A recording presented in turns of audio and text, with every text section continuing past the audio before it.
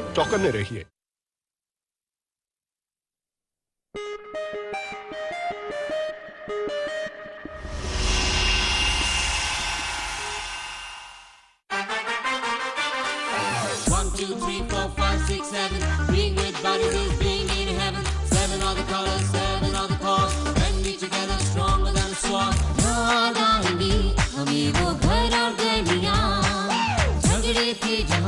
जहाँ भी प्यारी दुनिया भूलेंगे न हम तुमको यारो, रूठेंगे न हम तुमसे यारो। याद आएंगी हमें वो घर और गलियाँ, झगड़े थे जहाँ जहाँ थी प्यारी दुनिया, भूलेंगे न हम तुमको यारो, रूठेंगे न हम तुमसे यारो। अब तक आपने देखा दोनों टीमें सारे गिले शिकवे भूलकर मिलकर प्ले की तैयारी करती हैं। ड्रामे में दिखाया जाता है कि किस तरह भगत सिंह अशफाकुल्लाह से मुलाकात करते हैं और साथ ही ग्रीन रूम में चल रही तैयारियों को भी दिखाया जाता है।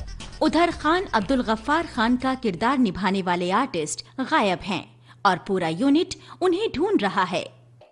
आइए अब देखते हैं कारवाने आजादी की 12वीं किस्त। यार ऐसे ऐन मौके पर कोई आर्टिस्ट कैसे गायब हो सकता है? यार अब क्या करें, ये तो बहुत बड़ी प्रॉब्लम हो गई है। अगर ये ना आए तो कैसे संभालेंगे सब कुछ? अरे सब खत्म हो जाएगा। ठीक कहा यार, पर अब करें क्या?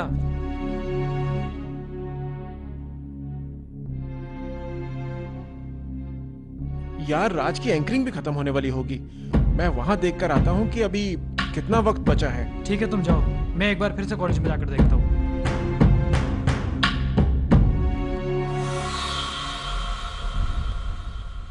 बी अम्मा ने अपनी तकरीरों में सबको मुखातिब किया, उनको भी जो अंग्रेजों का साथ दे रहे थे और वो जो अंग्रेजों से कुछ फायदा मिलने की वजह से उनका साथ दे रहे थे। मैं तो ज्यादा दिन तक जिंदा नहीं रहूंगी, लेकिन मेरे बाद मेरी बातें आपको जरूर याद आएंगी। ये गवर्नमेंट इन खान बहादुरों से कहेगी कि जब तुम अपने भाइयों और कौम को धोखा दे सकते हो तो हम ये उम्मीद कैसे रखें कि तुम हमारा साथ दोगे। आप बादशाह जफर की बेगम की तारीख से तो वाकिफ हैं। उसने अंग्रेजों की किस किस तरह मदद की, मगर उसे क्या मिला? बेगम समझती थी कि अंग्रेज दिल्ली पर कब्जा करने के बाद उसके बेटे को बादशाह बनाएंगे, मगर उन्होंने उसे बादशाह नहीं बनाया। ये बंदर हैं, बंदर, और किसी का ख्याल नहीं करते। जो अंग्रेजों को नहीं समझते वे दरअसल मुगालते में हैं और उनकी हर बात को सिर्फ धमकी समझते हैं। मैं खिताब याफ्ता खान बहादुरों, सरकारी मुलाजिमों और वकीलों वगैरह से कहती हूँ कि वे हुकूमत की खैर ख्वाही छोड़ दें। आप अपनी जिंदगी क्यों बर्बाद कर रहे हैं? मौत के बाद आपका कोई साथी ना होगा। जब आपका समाजी बाइकाट कर दिया जाएगा तो ये अंग्रेज आपकी लाश को कब्रिस्तान तक पहुंचाने नहीं जाएंगे। मैं आपसे कहती हूँ कि चरखे चलाइए और खद्दर पहनिए, विदेशी कपड़े का बाइकाट कीजिए। ये आपका मजहबी फरीजा है।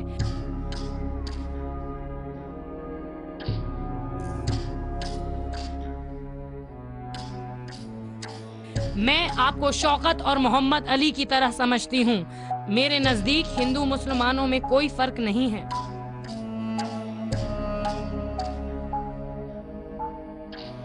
ऐसी थी भी अम्मा, जिसने जैसा कहा वैसा किया।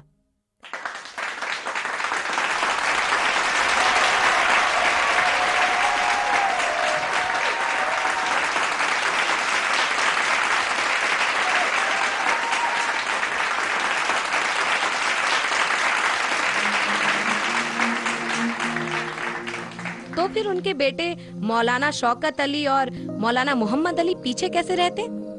उन्हें भी वतन परस्ती का पाठ जो पढ़ाया था बी अम्मा ने।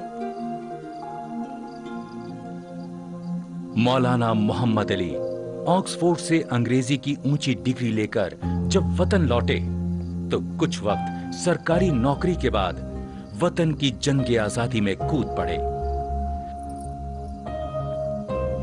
कलकत्ता जाकर अंग्रेजी का अखबार निकाला कॉमरेड के नाम से। फिर दिल्ली आकर हमदर्द उर्दू का अखबार जारी कर दिया, जिसमें वो अपनी मां की तरह हिंदू मुस्लिम एकता का पाठ पढ़ाते रहे। और सन 1913 में मुस्लिम लीग में उन्होंने एक तजवीज पास करवाई, जिसमें मुसलमानों से यह गुजारिश की गई थी कि वो भी दूसरी कौमों की तरह हिंदुस्तान को आजादी दिलाने की जानिब बढ़ चढ़कर काम करें।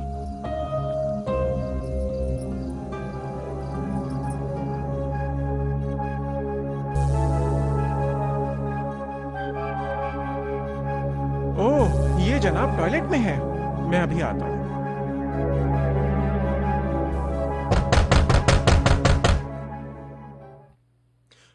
खालिद मियां, खालिद मियां, जल्दी आइए, आपका रोल शुरू होने वाला है। अरे इरफान मियां, ये इश्क नहीं आसान, बस इतना समझ लीजिए, एक आग का दरिया है और डूब के जाना है। तो हमारा यूं बैतुल खला से निकल कर आना आसान नहीं। खालिद मियां, जल्दी आइए, आपका रोल शुरू होने वाला है। हाँ हाँ, आते हैं। जल्दी करो। अरे भाई आप जाइए, अगर बाहर खड़े रहेंगे तो और देर लग जाएगी। अरे इरफान, तुम यहाँ पर खड़े हो, तुम्हारी एंकरिंग शुरू होने वाली है यार, तुम जाओ वहां पर। विवेक, तुम इनको अपने साथ लेकर आओ फटाफट से, तब तक मैं संभालता हूं स्टेज पे। ठीक है इरफान, तुम चलो। 16 सितंबर सन 1914 को कामरेड अखबार में एक ऐसा वतन परस्ती का आर्टिकल लिखा कि अंग्रेज सरकार बौखला गई। दोनों अखबार हमदर्द और कामरेड की जमानत जब्त कर ली गई। सन 1915 में मौलाना शौकत अली और मौलाना मोहम्मद अली को अंग्रेज हुकूमत ने गिरफ्तार कर लिया और अली बिरादरान 4 साल तक अंग्रेजी कैद में रहे। अपनी माँ बी अम्मा की तरह वो भी गांधी जी के साथी बन गए। गांधी जी ने अली बंधुओं के साथ खिलाफत मुहिम में हिस्सा लिया। साथ ही साथ अली ब्रादरान ने गांधी जी के असहयोग आंदोलन को भी आगे बढ़ाया। विशाखापट्टनम में एक वतन परस्ती की तकरीर के जुर्म में अंग्रेज सरकार ने अली बिरादरान को 2-2 साल की सजा सुनाई। मुकदमे में अपनी दलील रखते हुए उन्होंने अदालत को कहा, मेरा मजहब इस्लाम मुझे आजाद रहना सिखाता है, मैं हिंदुस्तान की आजादी चाहता हूं। बरतानवी सरकार इसकी मुखालफत करती है। अब मेरे लिए सवाल यह है कि मैं किसका कानून मानूं, अल्लाह का या फिर बरतानवी सरकार का। जब दोनों कानूनों में टकराव है तो मैं अल्लाह का ही कानून मानूंगा। खौफे गम्माज़ अदालत का खतादार का डर है, जहां इतने वहां खौफे खुदा और सही।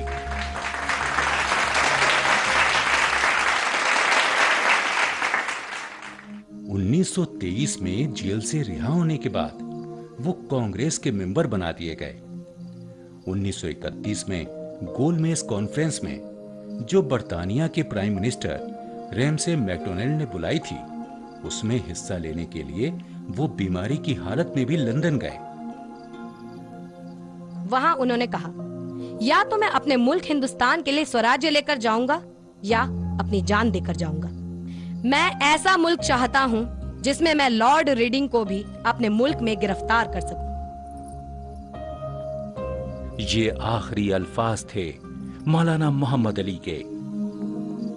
अगले ही दिन मौलाना मोहम्मद अली का दिमाग की नस फटने से इंतकाल हो गया।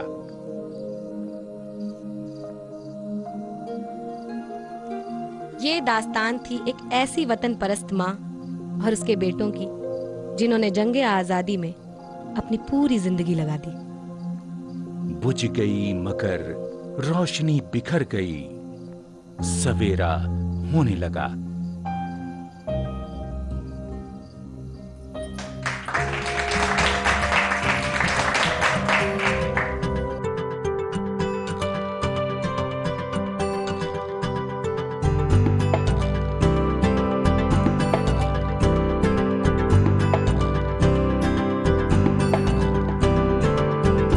प्रोडक्शन का क्या स्टेटस है?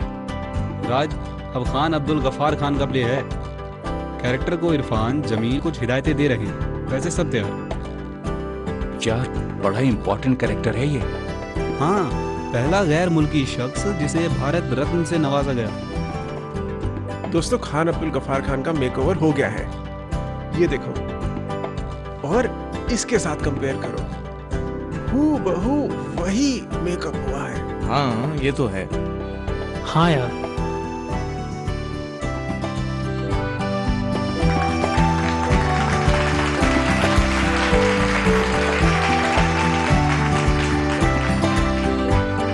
अकेला ही चला था जानिबे मंजिल, मगर लोग साथ आते गए, कारवां बनता गया। हम सब आप हाजरीन का हमारे इस प्रोग्राम में खैर मकदम करते हैं। हाजरीन, वो कारवां जिसमें हिम्मत हो, सब्र हो, मंजिल तक पहुंचने का जज्बा हो, जो तब तक ना थके जब तक मंजिल तक पहुंच ना जाए, वो कारवां एक ना एक दिन अपनी मंजिल पा ही लेता है। मगर कई बार मंजिल पर पहुंचने के बाद अपनी हसरतों को संजोना ज्यादा मुश्किल हो जाता है।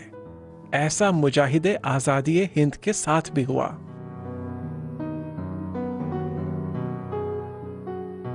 आजादी की सुबह होने को थी। अंग्रेजों ने हिंदू मुसलमान के बीच जो फूट के बीज डाले थे वो रंग ला रहे थे। अंग्रेजों ने हिंदुस्तान को 2 टुकड़ों में बांटने की पेशकश रखी, जो कुछ अनमने से कांग्रेस ने भी मान लिया। मगर एक मुजाहिद ऐसा था जो इस पेशकश के एकदम खिलाफ था, क्योंकि उसने तो पूरे हिंदुस्तान की आजादी का ख्वाब देखा था। वो टुकड़ों में ख्वाब की ताबीर नहीं चाहता था। खान अब्दुल गफ्फार खान ने टुकड़ों में ख्वाब कहां देखे थे? मुझे जब जब अपने सूबे में लोगों से कुछ कहने का मौका मिला, मैंने उनसे साफ बताया कि मेरी राय में हिंदुस्तान का बंटवारा नहीं होना चाहिए, क्योंकि इसी जमीन पर हम साथ साथ लड़े हैं। हजारों नौजवानों, बच्चों और औरतों ने शहादतें भी दी हैं और दुख झेले हैं।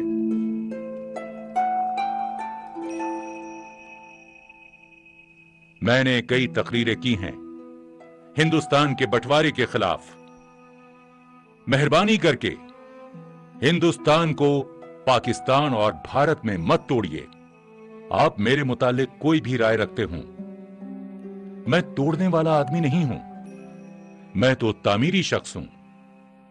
मैं तोड़ता नहीं, जोड़ता हूं। अगर आप मेरी अब तक की जिंदगी पर नजरसानी करें तो आप देखेंगे कि मैं अपने मुल्क के सब लोगों का भला चाहता हूं। इस बंटवारे से ना हिंदुओं को फायदा होगा, ना ही मुसलमानों को, ना पंजाब को, ना बंगाल को, ना ही सिंध को। सिर्फ जोड़ने में, इकट्ठा रहने में ही फायदा है। अगर आपके पास कोई तामीरी मंसूबा है, कोई इकट्ठे रहने की सोच, अगर आपके पास मिलजुल कर रहने की कोई तरकीब है, तो उसे लाइए। मैं आपके सामने यह अहद करता हूं कि मैं और मेरे साथी आपके साथ कंधे से कंधा मिलाकर उसमें आपका साथ देंगे।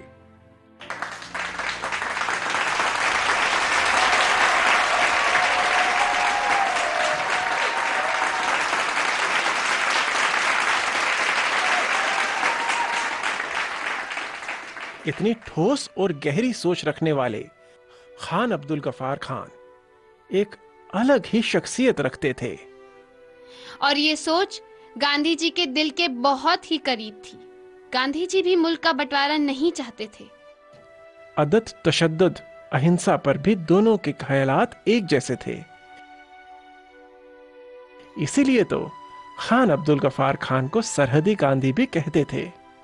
खान अब्दुल गफ्फार खान उस कौम के थे जहां खून की सजा खून थी, जहां बंदूक की गोली चलाते वक्त गुस्से से भरा दिमाग कुछ और नहीं सोचता।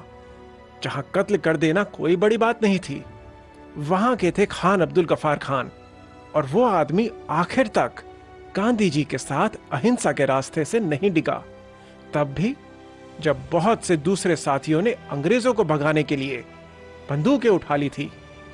खान अब्दुल गफ्फार खान की पैदाइश पेशावर के पास उत्तम जई गांव में सन 1890 में हुई। 30 साल की उम्र में रॉलेट एक्ट की खिलाफत में एक आम मजलिस में दी तकरीर की वजह से उन्हें गिरफ्तार कर लिया गया। पहली तकरीर के जुर्म में उन्हें 6 महीने की कैद मिली।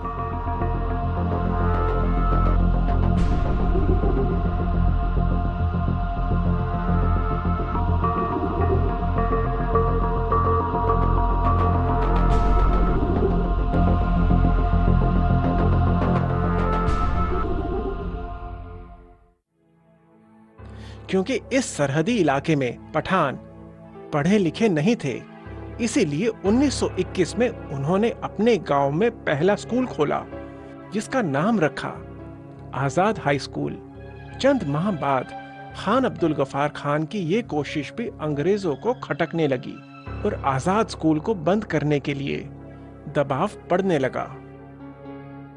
अंग्रेज हुकूमत जो आजाद लफ्ज से भी डरने लगी थी, आजाद स्कूल कैसे बर्दाश्त करती और खान अब्दुल गफ्फार खान कैसे मान जाते।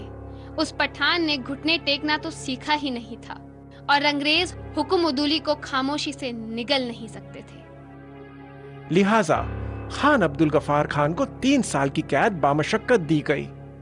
उनको चक्की पीसने का काम दिया गया और जब वो जेल में थे, उस दौरान उनकी वालिदा गुजर गई। माँ को खोकर खान अब्दुल गफ्फार खान पूरी शिद्दत से भारत माता को आजाद करवाने की जंग में कूद पड़े और वो गांव-गांव पैदल घूमकर लोगों को अपने ख्यालात और मुल्क के हालात बताया करते। उन दिनों पख्तून जबान का कोई अखबार नहीं छपता था, इसीलिए खान अब्दुल गफ्फार खान ने पख्तून के नाम से अपनी जबान में एक अखबार निकाला ताकि उनकी बिरादरी के लोगों में सियासी अक्ल आए। महात्मा गांधी के सत्याग्रह से मुतासिर होकर खान अब्दुल गफ्फार खान ने भी एक मुहिम चलाई, जिसका मकसद एक यूनाइटेड, आजाद, सेक्युलर हिंदुस्तान बनाना था। इसे हासिल करने के लिए उन्होंने खुदाई खिदमतगार इरादा बनाया। खुदाई खिदमतगार यानी खुदा के बंदों की खिदमत वाले, जिनका लिकर सुर्ख होता था और अंग्रेजी में जिन्हें रेड शर्ट कहते थे। उन्हें यकीन था कि ये काम अच्छा रंग लाएगा। उन्होंने अपने मानने वालों से कहा, मैं आपको एक ऐसा हथियार देने जा रहा हूं जिसके आगे पुलिस और फौज खड़ी नहीं रह पाएगी। ये दरअसल हमारे पैगंबर का दिया हुआ हथियार है, जिसका आपको पता नहीं।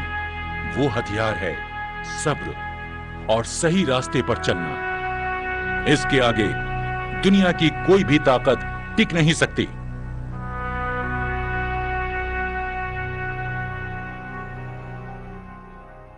इस तंजीम में 1 लाख से ज्यादा लोग भर्ती हो गए। इन्होंने हड़तालों और जलसों से कुछ कामयाबी पाई। रेड शर्ट्स यानी खुदाई खिदमतगारों का मकसद साफ था, और मकसद था सच्चाई और इंसाफ की राह पर चलना। किसी को भी अपनी तंजीम में दाखिल करने से पहले खान अब्दुल गफ्फार खान उस शख्स को एक कसम खिलाते थे। खुदा को किसी किस्म की खिदमत की जरूरत नहीं है, इसीलिए मैं हर इंसान की खिदमत बगैर किसी फर्क के करूंगा। मैं किसी तरह का तशद्दुद नहीं करूंगा और ना ही बदला लेने की नीयत से कोई काम करूंगा। मैं हर उस शख्स को माफ करूंगा जो मेरे खिलाफ हसद या नफरत से कोई काम करेगा।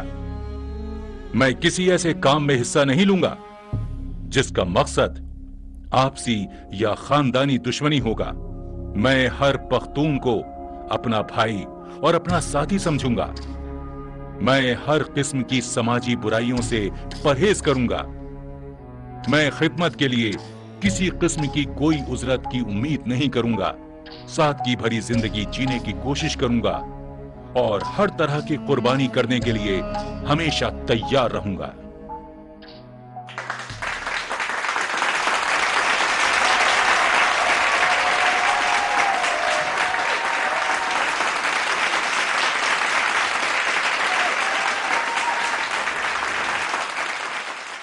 खुदाई खिदमतगार तंजीम 1929 में कायम हुई और अगले 2 सालों में इसके मेंबरान की तादाद 1 लाख से ऊपर पहुंच गई।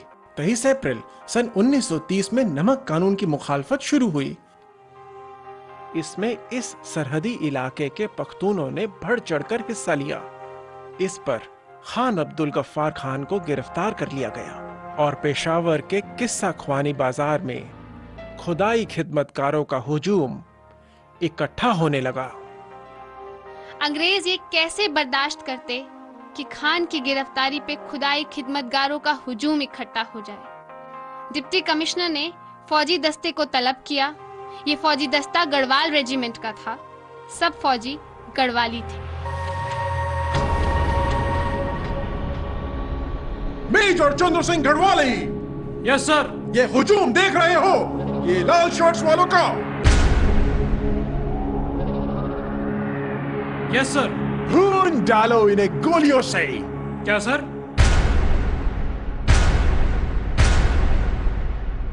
गोली चलाओ मेजर गढ़वाली।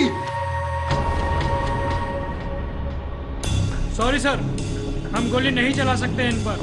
क्यों? सर, हम अपने निहत्थे देशवासियों पर गोली नहीं चलाएंगे क्योंकि हम सिर्फ हिंदुस्तान के दुश्मनों से जंग करने के लिए भर्ती हुए हैं। अगर आप चाहें तो हमें तोप के गोलों से उड़वा सकते हैं सर, मगर हम इन पर गोलियां नहीं चलाएंगे।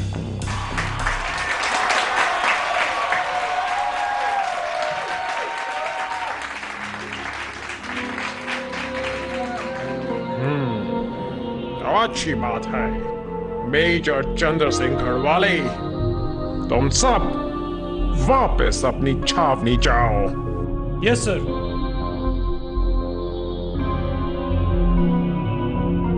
इन सब गढ़वालियों को छावनी पहुंचते ही गिरफ्तार कर लिया जाए। अंग्रेजी फौज बुलाई जाए।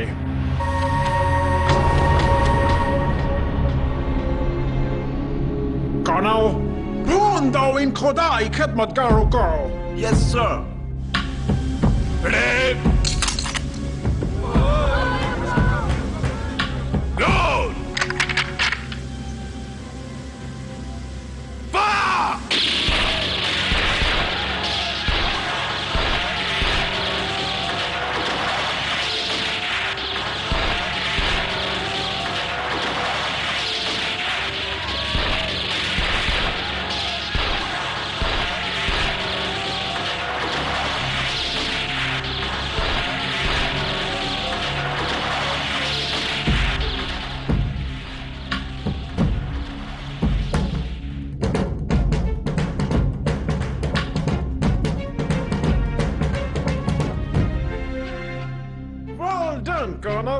Thank you sir. अब तुम भी छावनी जाओ। गढ़वाली फौज वहां पहुंच गए होंगे। उनके हथियार कब्जे में कर लो और उन्हें गिरफ्तार कर लो। फिर हम उन पर मुकदमा चलाएंगे। एक हिंदुस्तानी की ये मजाल कि वो आपकी हुक्म अदूली करे, उसे तो सख्त से सख्त सजा मिलनी चाहिए। Of course colonel, of course. हम बहुत गुस्से में हैं। इनकी ये मजाल कि हमारे हुक्म की तामील ना करें। और गढ़वाली पलटन पर फौजी अदालत में मुकदमा चलाया गया। उसमें से ज्यादातर को उम्र कैद की सजा दी गई।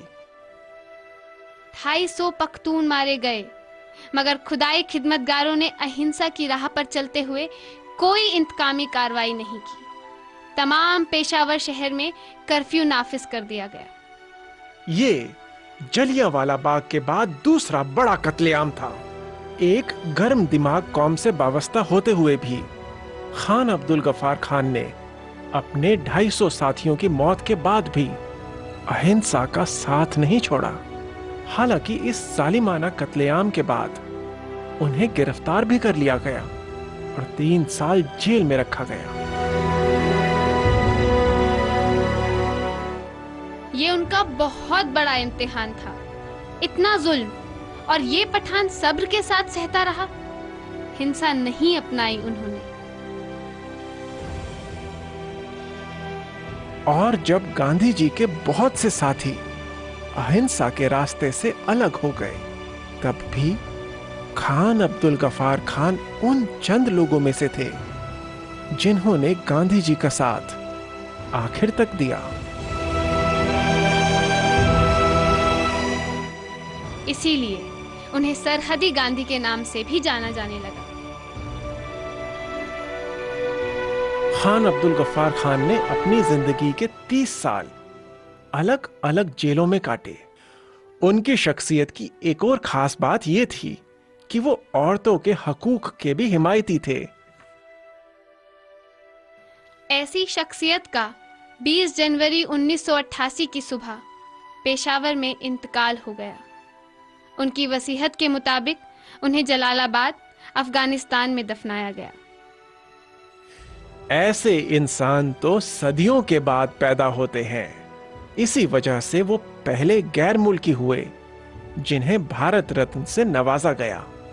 इस यौम आजादी पर ऐसे मुजाहिदे आजादी हिंद को याद करना जो बाद में गैर मुल्की हुआ, हमें याद दिलाता है कि ऐसे और भी गैर मुल्की हुए हैं जिन्हें मुजाहिदे आजादी हिंद तो नहीं कह सकते, मगर उनकी पुष्ट पनाह जरूर कह सकते हैं।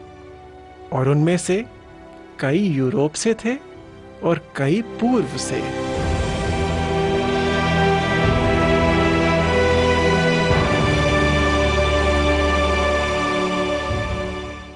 आज हम में से बहुत लोग उन्हें नहीं जानते, उनके बारे में हमने नहीं सुना। और ऐसे कई और मुजाहिदे हिंदुस्तानी हैं जिनके बारे में हम नहीं जानते और शायद कभी जान भी नहीं पाएंगे। और आज यहां मैं उन सब आजादी के दीवानों को सलाम करता हूं।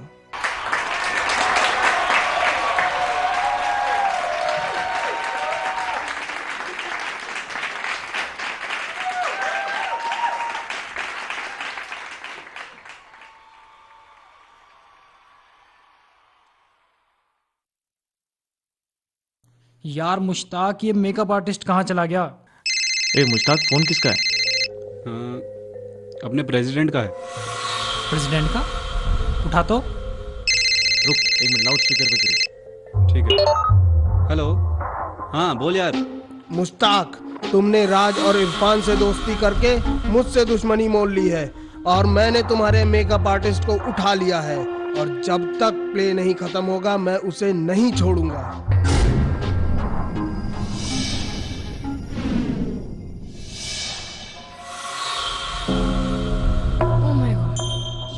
अब ये क्या हो गया?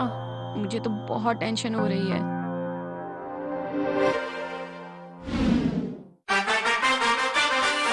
One, two, three, four, five, six, seven. Being with buddies is being in heaven. Seven are the colors, seven are the cause. When we together, stronger than a sword. याद आएंगी हमें वो घर और गलियां, झगड़े थे जहाँ जहाँ थी प्यारी दुनिया। भूलेंगे न हम तुमको यारो, रूठेंगे न हम तुमसे यारो। याद आएंगी हमें वो घर और गलियां, झगड़े थे जहाँ जहाँ थी प्यारी दुनिया। भूलेंगे न हम तुमको यारो, रूठेंगे न हम तुमसे यारो। प्रोफाइल्स देखो फिर मिलो, टू मच टेंशन। शादी लाइव, एक नया रेवोल्यूशन। 1 घंटे में 10 मुलाकातें अब शादी.com पर होंगी जरूरी बातें। Download now.